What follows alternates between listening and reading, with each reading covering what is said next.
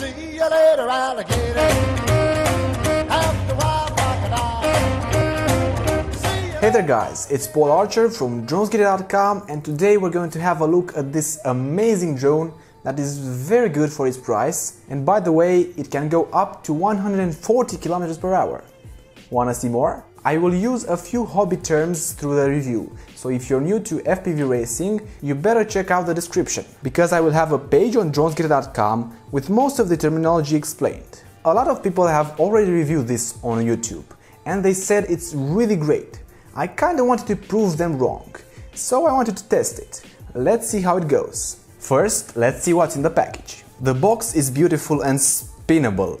Actually doesn't really have anything special. It comes with a GoPro station mount that can also be used with a Runcam 3 and 3 sets of 50-48 propellers, which means they have 50 mm in diameter and a pitch of 48 mm. The drone itself is snugged in a soft foam that's very protective, so I actually used the original box for storage and transportation. The drone weighs 344 grams with no battery. This very big quadcopter is BNF, which means bind to fly. Mine already comes with a FR Sky receiver, which I can connect to my Taranis radio.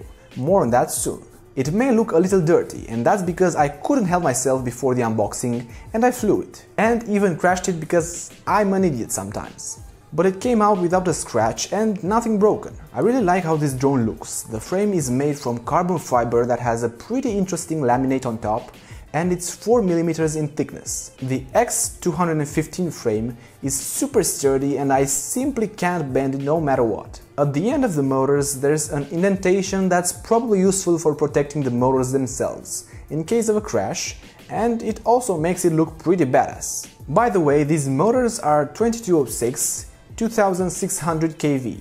If you don't know what that means, the 22 is for 22 mm in width and the 06 is the height. But Andy RC, you might know the guy, said that the ones on the Futon drone were also unbranded, but they were really good. So we will see how well these manage. I used the stock propellers mostly, although they might draw a few too many amps because of the higher pitch, so I also tested it with some 50-40 props. We'll see the results after I get it in the air. The bolts for the motors are a little dented because I was lazy and used some pliers to tighten them. Better use a normal wrench for that. If you want more universal props for this quad and pretty much any other drone that works with 5 inches props, I suggest you do what I did and get a bag of these DYS 50-40 3-blade props. They come in many colors and are very high quality. I'll leave links in the description. I feel like this drone package comes very complete, including a very nice battery strap which I got a little bit dirty. And here what I'm showing with this fancy chopstick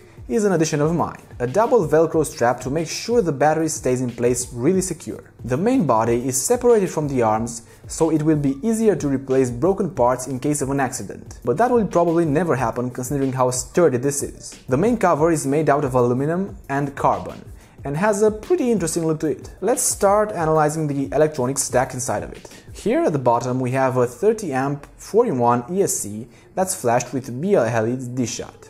This basically removes the need of having independent ESCs for each of the motors. This way they are all connected to the main board through this wire over here. You might have seen that I zip tied it on this arm. This is because I don't want this cable to get broken from the main board itself. This right here is the flight controller, the brain of the drone, an F4 Kakute that comes with Betaflight 3.2, but you might get a newer version. This is where you can insert a micro USB cable and adjust all the settings you want for the quad. At the top there's the VTX and the manufacturer says it goes to a maximum of 200 mW. Here is the LED and a button to change the band and channel you're on. Useful if you want to fly with more people at the same time. The VTX has a pigtail that goes to the antenna, which is a Pagoda, at least the one it comes with. I tested it and it works great. The video signal it sends is top-notch, but it can have some dead zones, especially under the drone, so I prefer using a cloverleaf.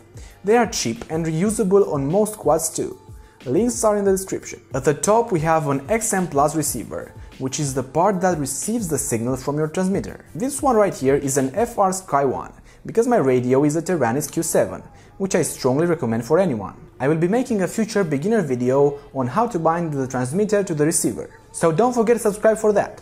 It's nice they also put heat shrink tubes on the receiver antennas. I changed one to pink because it's cooler. At the back there's a board with 4 LEDs and a huge buzzer that will let you know when you're out of battery. In the front we find a 2.5mm CCD camera, which is almost always preferable to CMOS. The 2.5mm is a perfect fit in general, the view angle isn't too wide or too narrow, and thank God they chose a CCD cam. They say the visual feed has a maximum range of 2 kilometers. I didn't test it, but I had no problems with signal whatsoever. A strange thing that I noticed is that the camera lens is bulging a bit out of the protective frame, which is a little stupid, but most of the times you have the front arms for protection anyway. They could have improved this a little though. I have tested this drone with 2 batteries, a 3S and a 4S. I will leave links in the description with some of my recommended batteries. I charged these with my IMAX B6 LiPo balancer. I strongly recommend it to you, and I will be flying the drone, as I said before, with my Taranis QX7. Now let's go outside and see what this beast can do. I wanted to test it out with the stock props, antenna and Betaflight settings. I can't say enough how much I like the looks of this drone. It's pretty damn cool. At a first try with a 3S battery, it was very pitchy. More than I expected actually. It is a very smooth flyer straight out of the box. I would actually recommend this even for people who want to get into FPV, but first you should experiment flying in a simulator or in a GTA 5 drone mode. I didn't notice any oscillations and it's very responsive overall. I even tested it in strong winds and the thing flew no problemo. Its weight also helps a bit with that. And guess what? It also comes with OSD, which means on-screen display, so you'll be able to see the battery voltage, altitude, distance and pretty much everything you set up from Betaflight. This drone can do so much more than what I put it through. Even on 3S it goes very smooth and it's super twitchy when you need it. Here I changed it on 4S, which unveils its true potential.